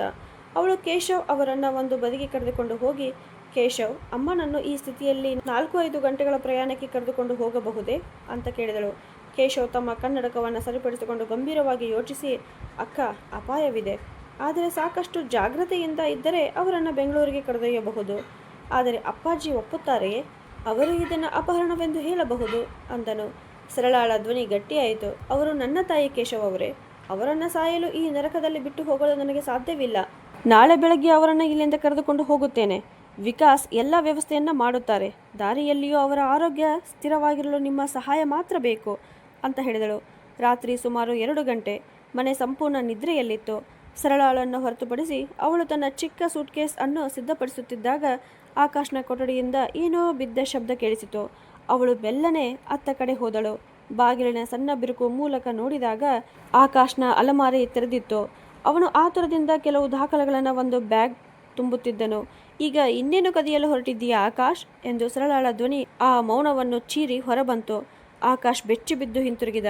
ಅವನ ಮುಖದಲ್ಲಿ ಬೆವರಿನ ಹನಿಗಳು ಮಿನುಗುತ್ತಿದ್ದವು. ಅಕ್ಕ, ನೀವು ಇನ್ನೂ ಮಲಗಿಲ್ಲವಾ?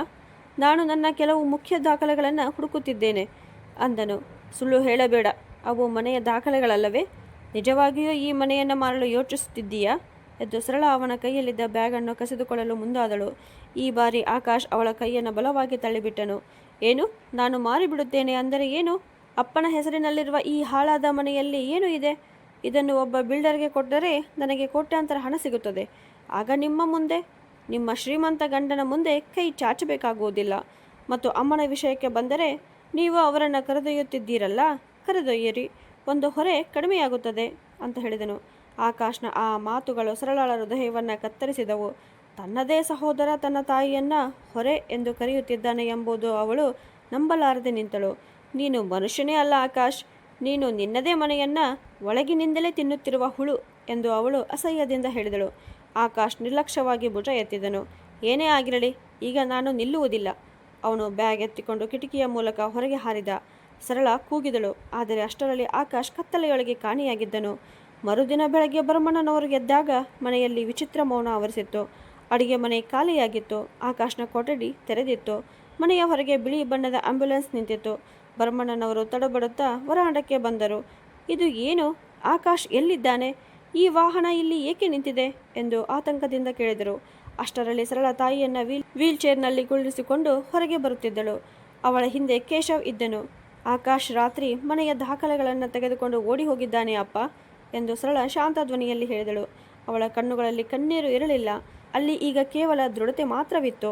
ಮತ್ತು ಈ ಆಂಬ್ಯುಲೆನ್ಸ್ ಬಗ್ಗೆ ಹೇಳುವುದಾದರೆ, ನಾನು ಅಮ್ಮನನ್ನು ನನ್ನೊಂದಿಗೆ ಕರೆದೊಯ್ಯುತ್ತಿದ್ದೇನೆ.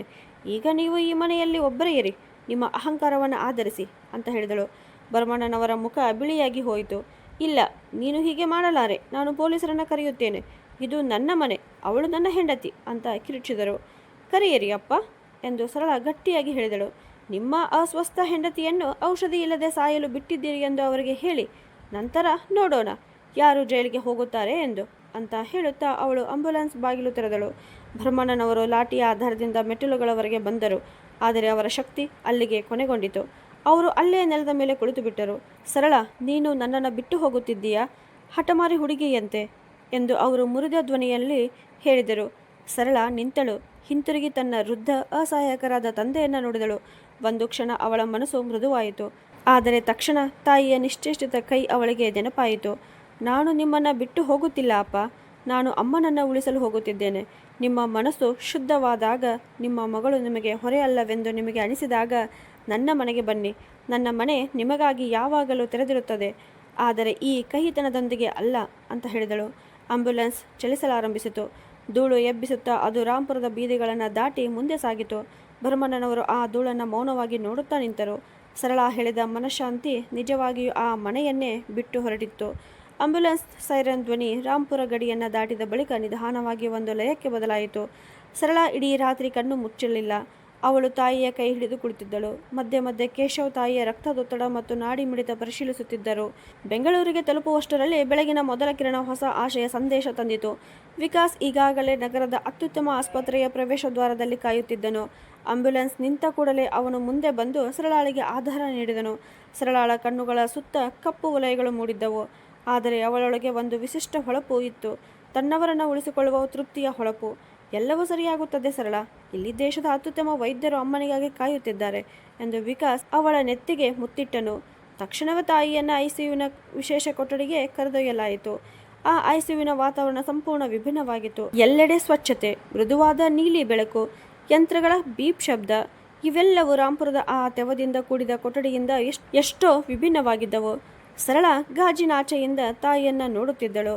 ಅವರ ದೇಹಕ್ಕೆ ನಳಿಕೆಗಳನ್ನು ಜೋಡಿಸಲಾಗಿದ್ದವು. ಮಾನಿಟರ್ಗಳು ನಿರಂತರವಾಗಿ ಜೀವ ಚಿಹ್ನೆಗಳನ್ನು ತೋರಿಸುತ್ತಿದ್ದವು.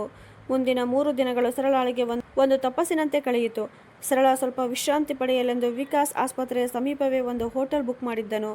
ಆದರೆ ಸರಳ ತಾಯಿಯ ಕೊಠಡಿಯಿಂದ ಒಂದು ಕ್ಷಣವೂ ದೂರ ಹೋಗಲು ಸಿದ್ಧಳಿರಲಿಲ್ಲ. ಇದರ ನಡುವೆ ವಿಕಾಸ್ ತನ್ನ ಆಪ್ತ ಸ್ನೇಹಿತನೊಂದಿಗೆ ಆಕಾಶ್ನ ಪತ್ತೆ ಹಚ್ಚುವ ಜವಾಬ್ದಾರಿ ನೀಡಿದ್ದನು. 4ನೆಯ ದಿನ ಸಂಜೆ ಆಸ್ಪತ್ರೆಯ ಕ್ಯಾಫೆಯಲ್ಲಿ ವಿಕಾಸ್ ತನ್ನ ಕಡತವನ್ನು ಹಿಡಿದು ಸರಳಾಳ ಬಳಿಗೆ ಬಂದನು.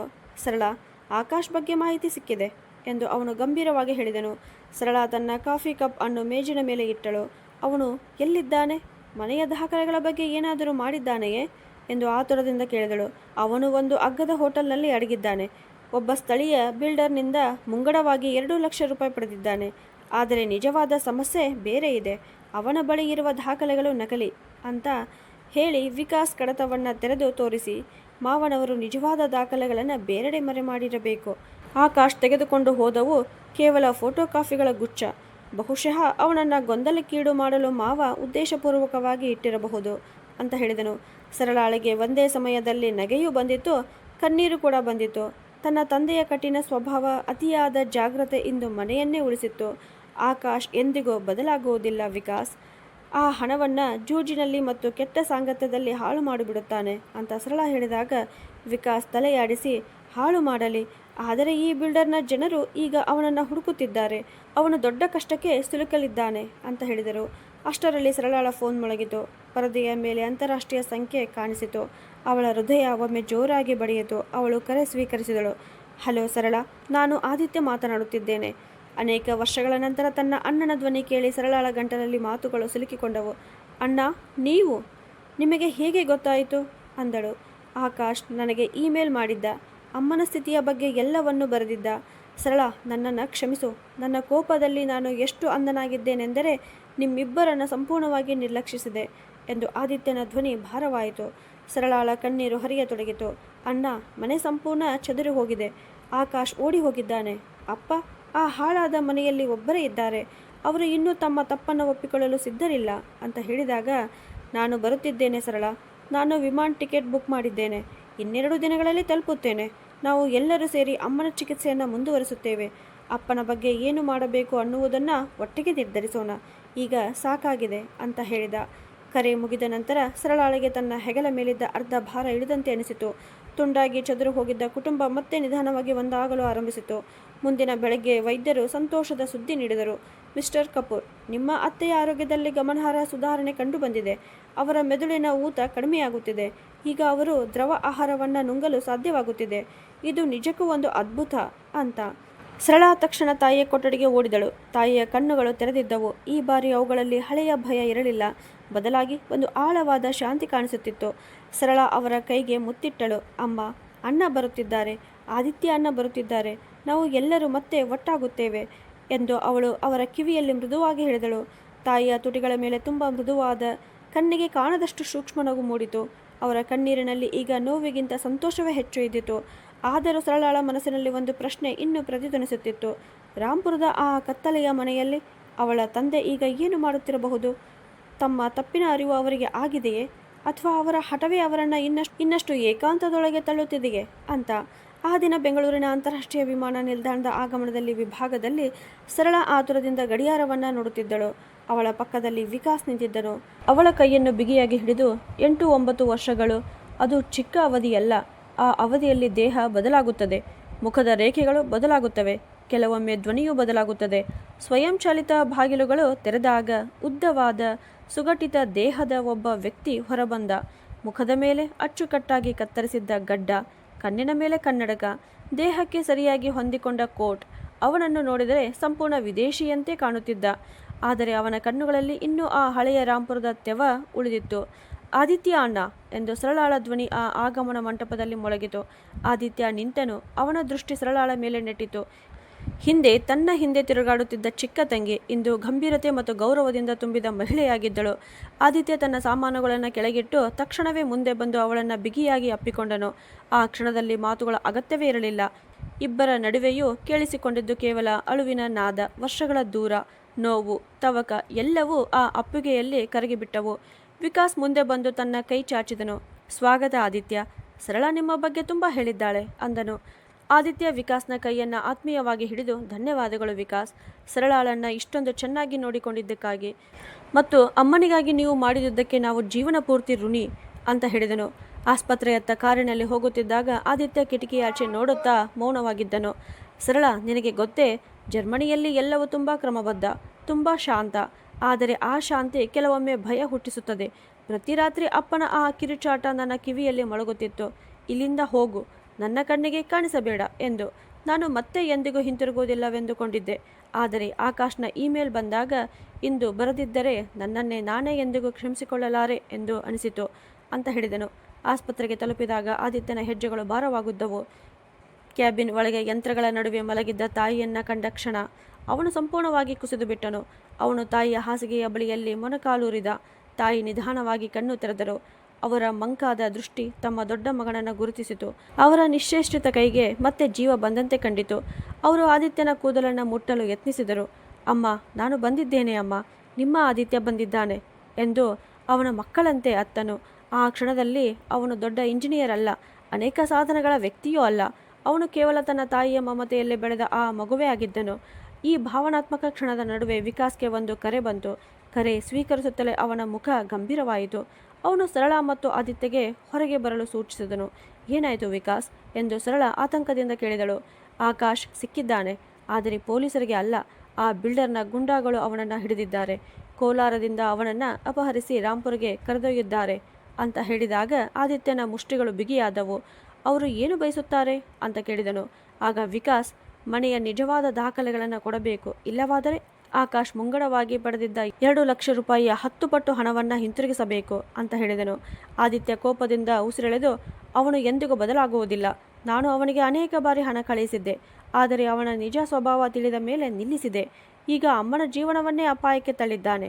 ಅಷ್ಟೇ ಅಲ್ಲ, ಅಪ್ಪನ ತಲೆಯ ಮೇಲೆ ಮನೆಯನ್ನು ಕಸಿದುಕೊಳ್ಳಲು ಹೊರಟಿದ್ದಾನೆ ಅಂತ ಹೇಳಿದನು. ಸ್ವಲ್ಪ ವಿರಾಮದ ನಂತರ ಅವನು ನಿಧಾನ ಸ್ವರದಲ್ಲಿ, ಆದರೆ ತಪ್ಪು ಸಂಪೂರ್ಣ ಅವನದ್ದೇ ಅಲ್ಲ. ಬಾಲ್ಯದಲ್ಲಿ ನಾವು ಎಲ್ಲರೂ ಅವನನ್ನು ಅತಿಯಾಗಿ ಮುದ್ದಾಡಿದ್ದೇವೆ ಅಂತ ಹೇಳಿದನು. ಸರಳಾಳ ಕಣ್ಣುಗಳಲ್ಲಿ ದೃಢತೆ ಹೊಳೆಯಿತು. ನಾವು ರಾಂಪುರಕ್ಕೆ ಹೋಗಬೇಕು. ಅಪ್ಪ ಒಬ್ಬರೇ ಇದ್ದಾರೆ. ಆ ಗುಂಡಗಳು ಅವರಿಗೆ ಹಾನಿ ಮಾಡಬಹುದು. ಮತ್ತು ಆಕಾಶ್, ಅವನು ಹೇಗೆ ಇರಲಿ, ನಮ್ಮ ಸಹೋದರನೇ ಅಂದಳು. ಹೀಗಾಗಿ ನಿರ್ಧಾರವಾಯಿತು. ಆದಿತ್ಯ ಮತ್ತು ಸರಳ ರಾಂಪುರಕ್ಕೆ ಹೋಗಬೇಕು. ವಿಕಾಸ್ ಬೆಂಗಳೂರಿನಲ್ಲಿ ಉಳಿದು ತಾಯಿಯ ಆರೈಕೆಯನ್ನು ನೋಡಿಕೊಳ್ಳಬೇಕು. ಜೊತೆಗೆ ಕಾನೂನು ಕ್ರಮಗಳಿಗಾಗಿ ಪೊಲೀಸರೊಂದಿಗೆ ಸಂಪರ್ಕದಲ್ಲಿರಬೇಕು ಅಂತ. ಸರಳ ಮತ್ತು ಆದಿತ್ಯ ಇಬ್ಬರು ರಾಂಪುರದ ಬೀದಿಗಳಲ್ಲಿ ಕಾಲಿಟ್ಟಾಗ ಆದಿತ್ಯಗೆ ಸಮಯವೇ ನಿಂತಂತಾಯಿತು. ಅದೇ ಹಳೆಯ ಅಂಗಡಿಗಳ ಗದ್ದಲ, ಅದೇ ಮಣ್ಣಿನ ಸುವಾಸನೆ, ಅದೇ ಪರಿಚಿತ ಗಾಳಿ. ಆದರೆ ಅವರು ತಮ್ಮ ಮನೆಯ ಮುಂದೆ ತಲುಪಿದಾಗ ಕಂಡ ದೃಶ್ಯ ಭಯಾನಕವಾಗಿತ್ತು. ಮನೆಯ ಹೊರಗೆ 2 ಕಪ್ಪು ಕಾರುಗಳು ನಿಂತಿದ್ದವು. ಒಳಗಿನಿಂದ ಕೂಗು, ಗದ್ದಲ, ಏನೋ ಒಡೆಯುವ ಶಬ್ದಗಳು ಕೇಳಿಬರುತ್ತಿದ್ದವು. ದಾಖಲೆಗಳು ಎಲ್ಲಿವೆ ಮುದುಕ? ಬೇಗ ಕೊಡು, ಇಲ್ಲದಿದ್ದರೆ ಈ ಹುಡುಗನ ಬೆರಳುಗಳನ್ನು ಕತ್ತರಿಸುತ್ತೇವೆ ಎಂದು ಒಂದು ಭಾರವಾದ ಧ್ವನಿ ಗಡುಗಿತು. ಸರಳ ಮತ್ತು ಆದಿತ್ಯ ಓಡುತ್ತಾ ಒಳಗೆ ನುಗ್ಗಿದರು. ಅಂಗಳದಲ್ಲಿ ಆಕಾಶ್ ನೆಲದ ಮೇಲೆ ಕುಳಿತಿದ್ದ. ಅವನ ಮುಖ ರಕ್ತದಿಂದ ತೊಯ್ದಿತ್ತು. ಭರಮಣ್ಣನವರು ತಮ್ಮ ಹಳೆಯ ಕುರ್ಚಿಯಲ್ಲಿ ಕುಳಿತಿದ್ದರು. ಒಬ್ಬ ಗುಂಡ ಅವರ ಕುತ್ತಿಗೆಯ ಬಳಿ ಚಾಕುವನ್ನು ಹಿಡಿದಿದ್ದರು. ಆದರೆ ಅವರ ಕಣ್ಣುಗಳಲ್ಲಿ ಸಾವಿನ ಭಯ ಇರಲಿಲ್ಲ. ಬದಲಾಗಿ ವಿಚಿತ್ರವಾದ ಶೂನ್ಯತೆ ಮಾತ್ರ ಕಾಣಿಸುತ್ತಿತ್ತು. ಅವರನ್ನ ಬಿಡು, ಆದಿತ್ಯ ಗರ್ಜಿಸುವ ಧ್ವನಿ ಅಂಗಳವನ್ನೇ ಕದಲಿಸಿತು. ಎಲ್ಲರೂ ತಿರುಗಿ ನೋಡಿದರು. ಆದಿತ್ಯನ ಪ್ರಭಾವಶಾಲಿ ವ್ಯಕ್ತಿತ್ವ ಮತ್ತು ಸರಳಾಳ ಕಣ್ಣುಗಳಲ್ಲಿ ಹೊತ್ತಿದ್ದ ಅಗ್ನಿಯನ್ನು ಕಂಡು ಕ್ಷಣಕಾಲ ಅವರಿಗೆ ದಿಗ್ಭ್ರಮೆಯಾಯಿತು. ನೀವು ಯಾರು ಎಂದು ಗುಂಪಿನ ನಾಯಕ ಕೇಳಿದ. ಆದಿತ್ಯ ಒಂದು ಹೆಜ್ಜೆ ಮುಂದೆ ಬಂದು ಗಟ್ಟಿಯಾದ ಧ್ವನಿಯಲ್ಲಿ, ನಾನು ಈ ಮನೆಯ ಹಿರಿಯ ಮಗ. ಇವಳು ನನ್ನ ತಂಗಿ. ಯಾವ ಲೆಕ್ಕವಿದ್ದರೂ ನಮ್ಮ ಜೊತೆ ಮಾತನಾಡಿ. ಆದರೆ ನನ್ನ ತಂದೆ ಅಥವಾ ನನ್ನ ಸಹೋದರನಿಗೆ ಒಂದು ಸಣ್ಣ ಗಾಯವಾದರೂ ನಿಮ್ಮಲ್ಲಿ ಯಾರೂ ಇಲ್ಲಿಂದ ಜೀವಂತವಾಗಿ ಹೊರಗೆ ಹೋಗುವುದಿಲ್ಲ ಅಂತ ಹೇಳಿದನು. ಆಕಾಶ್ ಅಳುತ್ತಾ ಸರಳಾಳತ್ತ ನೋಡಿದನು. ಅಕ್ಕ, ಅಣ್ಣ, ನನ್ನನ್ನು ಉಳಿಸಿ, ನನ್ನಿಂದ ತಪ್ಪಾಗಿದೆ ಅಂತ ಬೇಡಿಕೊಂಡನು. ಭರಮಣ್ಣನವರು ನಿಧಾನವಾಗಿ ತಲೆ ಎತ್ತಿದರು. ತಮ್ಮ ಮುಂದೆ ತಮ್ಮಿಂದ ದೂರವಾಗಿದ್ದ ಇಬ್ಬರು ಮಕ್ಕಳು ಇಂದು ತಮ್ಮ ರಕ್ಷಕರಾಗಿ ನಿಂತಿರುವುದನ್ನು ಅವರು ನೋಡಿದರು. ಅವರ ಕಣ್ಣಿನ ಮೂಲೆಯಿಂದ ಒಂದು ಕಣ್ಣೀರು ಹನಿ ಜಾರಿತು. ಅವರ ಕೈಯಲ್ಲಿದ್ದ ಲಾಠಿ ಒಮ್ಮೆ ಅವರ ಅಹಂಕಾರದ ಸಂಕೇತವಾಗಿದ್ದ ಆ ಲಾಠಿ ಕೈಯಿಂದ ಜಾರಿ ನೆಲಕ್ಕೆ ಬಿದ್ದಿತು. ಆ ಶಬ್ದದಲ್ಲಿ ಏನೋ ಮುರಿಯಿತು. ಬಹುಶಃ ಲಾಠಿಯಲ್ಲ, ಬಹುಶಃ ವರ್ಷಗಳ ಅಹಂಕಾರ. ರಾಂಪುರದ ಆ ಹಳೆಯ ಅಂಗಳದಲ್ಲಿ ಗಾಳಿಯೇ ಕ್ಷಣಕಾಲ ನಿಂತಂತಾಯಿತು. ಒಂದು ಕಡೆ ಹಣಕ್ಕಾಗಿ ಏನನ್ನಾದರೂ ಮಾಡಲು ಸಿದ್ಧವಾಗಿದ್ದ ಆ ಗುಂಡಗಳು, ಮತ್ತೊಂದು ಕಡೆ ತಮ್ಮ ಕುಟುಂಬವನ್ನು ರಕ್ಷಿಸಲು ನಿಂತಿದ್ದ ಸರಳ ಮತ್ತು ಆದಿತ್ಯ. ಭರಮಣ್ಣನವರ ಕುತ್ತಿಗೆಯ ಬಳಿ ತಂಪಾದ ಚಾಕುವಿನ ತುದಿ ಅವರ ವರ್ಷಗಳ ಗರ್ವವನ್ನು ಚೂರಾಗಿಸುತ್ತಿತ್ತು. ಒಮ್ಮೆ ಮನೆಯ ಮುದ್ದಿನ ಮಗ, ಅಹಂಕಾರದ ಪ್ರತೀಕವಾಗಿದ್ದ ಆಕಾಶ್ ಈಗ ಧೂಳಿನಲ್ಲಿ ಬಿದ್ದಿದ್ದನು, ತನ್ನ ಪ್ರಾಣಕ್ಕಾಗಿ ಬೇಡಿಕೊಳ್ಳುತ್ತಾ. ಗುಂಪಿನ ನಾಯಕ ಆದಿತ್ಯನನ್ನ ಮೇಲಿಂದ ಕೆಳಗೆ ಒಮ್ಮೆ ನೋಡಿ ವ್ಯಂಗ್ಯವಾಗಿ ನಕ್ಕನು. ಜರ್ಮನಿಯಿಂದ ಬಂದ ದೊಡ್ಡ ಮಗನ? ನಮಗೆ ಸಂಬಂಧದೊಳಗೊಂದು ಕೆಲಸವಿಲ್ಲ ಸಾರ್. ನಮಗೆ ಬೇಕಾಗಿರೋದು ಈ ಮನೆ, ನಮಗೆ ಕೊಡಬೇಕಾದ ಹಣ. ಈ ಹುಡುಗ ನಮ್ಮಿಂದ 2 ಲಕ್ಷ ರೂಪಾಯಿ ಮುಂಗಡವಾಗಿ ತೆಗೆದುಕೊಂಡಿದ್ದಾನೆ. ಈಗ 20 ಲಕ್ಷ ಕೊಡಬೇಕು, ಇಲ್ಲವಾದರೆ ಈ ಮನೆ ನಿಜವಾದ ದಾಖಲೆಗಳನ್ನು ಕೊಡಬೇಕು ಅಂತ ಗುಂಪಿನ ನಾಯಕ ಗರ್ಜಿಸಿದ. ಆದಿತ್ಯ ಶಾಂತವಾಗಿ ತನ್ನ ಮೊಬೈಲನ್ನು ತೆಗೆದುಕೊಂಡನು. ಅವನ ಧ್ವನಿಯಲ್ಲಿ ಅಂಜಿಕೆಯ ಲೇಷವೂ ಇರಲಿಲ್ಲ. 20 ಲಕ್ಷವೇ? ನೀವು ಕಾನೂನಿನ ಮಾತು ಮಾಡುತ್ತೀರಾ ಅಥವಾ ಗುಂಡಿನ ಮಾತು? ನಾನು ಈಗಾಗಲೇ ರಾಂಪುರದ SSPಗೆ ಕರೆ ಮಾಡಿದ್ದೇನೆ. ಅವರು ನನ್ನ ಹಳೆಯ ಸ್ನೇಹಿತರು. ಮತ್ತು ನೀವು ಈ ಹುಡುಗನಿಗೆ ಕೊಟ್ಟ ಆ 2 ಲಕ್ಷ ರೂಪಾಯಿ ಕಾನೂನು ಬಾಹಿರವಾಗಿ ನೀಡಿದ ಹಣ. ನೀವು ಈ ಕ್ಷಣ ಇಲ್ಲಿಂದ ಹೊರಟು ಹೋಗದಿದ್ದರೆ ಅಪಹರಣ ಮತ್ತು ವಸೂಲಿಯ ಆರೋಪದಲ್ಲಿ ನಿಮ್ಮ ಮುಂದಿನ ಅನೇಕ ರಾತ್ರಿ ಜೈಲಿನಲ್ಲಿ ಕಳೆಯಬೇಕಾಗುತ್ತದೆ ಅಂತ ಸ್ಪಷ್ಟವಾಗಿ ಹೇಳಿದನು. ಗುಂಪಿನ ನಾಯಕ ಕ್ಷಣಕಾಲ ತಡಕಾಡಿದ. ಆದಿತ್ಯನ ಮುಖದಲ್ಲಿದ್ದ ಆತ್ಮವಿಶ್ವಾಸ ಅದು ಸತ್ಯ ಮತ್ತು ಶಕ್ತಿಯಿಂದ ಮಾತ್ರ ಹುಟ್ಟುವ ಆತ್ಮವಿಶ್ವಾಸ ಅವನಿಗೆ ಸ್ಪಷ್ಟವಾಗಿ ಗೋಚರಿಸಿತು. ಸರಳ ಮುಂದೆ ಬಂದು ಭರಮಣ್ಣನವರ ಕುತ್ತಿಗೆಯ ಬಳಿ ಚಾಕು ಹಿಡಿದಿದ್ದ ಆ ವ್ಯಕ್ತಿಯ ಕಣ್ಣುಗಳಲ್ಲಿ ಕಣ್ಣು ಹಾಕಿ ಗಟ್ಟಿಯಾಗಿ ಹೇಳಿದಳು, ನನ್ನ ತಂದೆಯನ್ನ ಬಿಡಿ. ಒಬ್ಬ ಮಗಳ ಆಕ್ರಂದನ ಬಹಳ ಭಯಾನಕ. ಅದಕ್ಕಿಂತಲೂ ಭಯಾನಕವಾದದ್ದು ಒಬ್ಬ ಪ್ರಭಾವಶಾಲಿ ವ್ಯಕ್ತಿಯ ತಲುಪುವ ಶಕ್ತಿ ಅಂತ. ಗುಂಡಾಗಳು ಪರಸ್ಪರ ಮುಖ ನೋಡಿಕೊಂಡರು. ಇದು ಇನ್ನೂ ಸಹಾಯವಿಲ್ಲದ ವೃದ್ಧನ ಅಥವಾ ದಾರಿ ತಪ್ಪಿದ ಹುಡುಗನ ವಿಷಯವಲ್ಲ ಎಂಬುದು ಅವರಿಗೆ ಅರ್ಥವಾಯಿತು. ಅವರು ನಿಧಾನವಾಗಿ ಚಾಕುವನ್ನು ಹಿಂದಕ್ಕೆ ತೆಗೆದರು. ಹೊರಡುವ ಮುನ್ನ ಆಕಾಶ್ಗೆ ಒದ್ದು ಬಾಗಿಲಿನತ್ತ ನಡೆಯಲು ಆರಂಭಿಸಿದರು. ಇಂದು ಹೋಗುತ್ತೇವೆ, ಆದರೆ ನೆನಪಿರಲಿ, ಇದು ಚಿಕ್ಕ ನಗರ. ಅವರು ಹೊರಟ ತಕ್ಷಣ ಮನೆಯೊಳಗೆ ಭಾರವಾದ ಮೌನ ಆವರಿಸಿತು. ಆಕಾಶ್ ಜೋರಾಗಿ ಅಳುತ್ತಾ ಆದಿತ್ಯನ ಕಾಲಿಗೆ ಬಿದ್ದನು. ಅಣ್ಣ, ನನ್ನನ್ನು ಕ್ಷಮಿಸು. ಲೋಭದಿಂದ ನಾನು ಕುರುಡನಾಗಿದ್ದೆ. ನೀವು ಯಾರೂ ಬರುವುದಿಲ್ಲ ಎಂದುಕೊಂಡೆ. ಎಲ್ಲವನ್ನು ನಾನು ಒಬ್ಬನೇ ನಿಭಾಯಿಸಬಹುದು ಎಂದು ಭಾವಿಸಿದ್ದೆ ಅಂದನು. ಆದಿತ್ಯ ಅವನನ್ನು ತಳ್ಳಲಿಲ್ಲ. ಬದಲಾಗಿ ಅವನ ಭುಜಗಳನ್ನು ಹಿಡಿದು ಎಬ್ಬಿಸಿ, ಆಕಾಶ್, ಇದನ್ನು ನಿಭಾಯಿಸುವುದು ಎನ್ನುತ್ತಾರೆಯಾ? ಅಮ್ಮ ಆಸ್ಪತ್ರೆಯಲ್ಲಿ ಜೀವಕ್ಕಾಗಿ ಹೋರಾಡುತ್ತಿದ್ದಾರೆ. ನೀನು ಇಲ್ಲಿ ಮನೆಯ ವ್ಯವಹಾರ ಮಾಡುತ್ತಿದ್ದೀಯಾ? ಅಮ್ಮ ನಮಗೆ ಇದನ್ನೇ ಕಲಿಸಿದ್ದಾರಾ ಅಂತ ಕೇಳಿದನು. ಭರಮಣ್ಣನವರು ಇನ್ನು ತಮ್ಮ ಕುರ್ಚಿಯಲ್ಲೇ ನಿಶ್ಚಲವಾಗಿ ಕುಳಿತಿದ್ದರು. ಅವರ ಲಾಠಿ ನೆಲದ ಮೇಲೆ ಬಿದ್ದಿತು. ಕುತ್ತಿಗೆಯ ಮೇಲೆ ಚಾಕುವಿನಿಂದ ಮೂಡಿದ್ದ ಸಣ್ಣ ಗುರುತನ್ನು ಅವರು ನಿಧಾನವಾಗಿ ಮುಟ್ಟಿದರು. ಅವರ ಕಣ್ಣುಗಳು ಸರಳ ಮತ್ತು ಆದಿತ್ಯ ನಡುವೆ ಸುತ್ತಾಡುತ್ತಿದ್ದವು. ಒಮ್ಮೆ ಕುಲದ್ರೋಹಿ ಎಂದು ಕರೆಯಲ್ಪಟ್ಟಿದ್ದ ಮಗ, ಸತ್ತ ಮಗಳು ಎಂದು ತಳ್ಳಿ ಹಾಕಲ್ಪಟ್ಟಿದ್ದ ಮಗಳು, ಇಂದು ಅವರ ಜೀವ ಉಳಿಸಿದವರಾಗಿದ್ದರು. ಅಪ್ಪ ಎಂದು ಸರಳ ನಿಧಾನವಾಗಿ ಮುಂದೆ ಬಂದು ಅವರ ಕೈ ಹಿಡಿಯಲು ಯತ್ನಿಸಿದಳು. ಆದರೆ ಭರಮಣ್ಣನವರು ತಮ್ಮ ಕೈಯನ್ನು ಹಿಂದೆ ಕೆಳೆದರು. ಈ ಬಾರಿ ಆ ಚಲನವಲನದಲ್ಲಿ ಕೋಪ ಇರಲಿಲ್ಲ, ಆಳವಾದ ನಾಚಿಕೆ ಮಾತ್ರ ಇದ್ದಿತು. ಏಕೆ ಬಂದಿರಿ ನೀವು? ಅವರ ಧ್ವನಿ ನಡುಗುತ್ತಿತ್ತು. ನಾನು ನಿಮ್ಮಿಬ್ಬರನ್ನ ತ್ಯಜಿಸಿದ್ದೆ. ಹಾಗಿದ್ದರೂ ಇಂದು ನಿಮ್ಮ ಜೀವವನ್ನೇ ಅಪಾಯಕ್ಕೆ ಹಾಕಿ ಏಕೆ ಬಂದಿರಿ ಅಂದರು. ಆದಿತ್ಯ ನೆಲದಿಂದ ಆ ಹಳೆಯ ಲಾಠಿಯನ್ನು ಎತ್ತಿಕೊಂಡು ಒಮ್ಮೆ ಅವರ ಅಹಂಕಾರದ ಸಂಕೇತವಾಗಿದ್ದ ಆ ಲಾಠಿಯನ್ನು ಗೌರವದಿಂದ ತಂದೆಯ ಕೈಗೆ ಹಿಂತಿರುಗಿಸಿದನು. ನಂತರ ನಿಧಾನ ಸ್ವರದಲ್ಲಿ, ನೀವು ನಮ್ಮನ್ನ ತ್ಯಜಿಸಿರಬಹುದು ಅಪ್ಪ, ಆದರೆ ನಾವು ನಿಮ್ಮನ್ನ ಎಂದಿಗೂ ತ್ಯಜಿಸಲಿಲ್ಲ. ಸಂಸ್ಕಾರ ಎಂದರೆ ಕೇವಲ ಆದೇಶ ಪಾಲಿಸುವುದಲ್ಲ, ಸಂಕಷ್ಟದ ಸಮಯದಲ್ಲಿ ಜೊತೆಯಾಗಿ ನಿಲ್ಲುವುದೇ ನಿಜವಾದ ಸಂಸ್ಕಾರ. ನೀವು ನಮ್ಮನ್ನ ಮನೆಯಿಂದ ಹೊರ ಹಾಕಿದ್ದೀರಿ, ಆದರೆ ನಮ್ಮ ಹೃದಯದಿಂದ ತಂದೆಯ ಪ್ರತಿಮೆಯನ್ನು ನೀವು ಎಂದಿಗೂ ತೆಗೆದುಹಾಕಲು ಸಾಧ್ಯವಾಗಲಿಲ್ಲ ಅಂತ ಹೇಳಿದನು. ಭರಮಣ್ಣನವರ ಎದೆ ಭಾರವಾಗಿ ಉಬ್ಬಿತು. ಅವರು ಮೊದಲ ಬಾರಿಗೆ ಸರಳಾಳತ್ತ ನೇರವಾಗಿ ನೋಡಿದರು. ಅದೇ ಸರಳ, ತನ್ನ ಇಚ್ಛೆಯಂತೆ ವಿಕಾಸ್ ಜೊತೆ ಮನೆ ಬಿಟ್ಟು ಹೋದ ಮಗಳು. ಸರಳ, ಆ ದಿನ ನೀನು ಹೇಳಿದ್ದೆಯಲ್ಲ, ಒಂದು ದಿನ ನಾನು ನಿನ್ನನ್ನು ಕರೆಯುತ್ತೇನೆ ಎಂದು.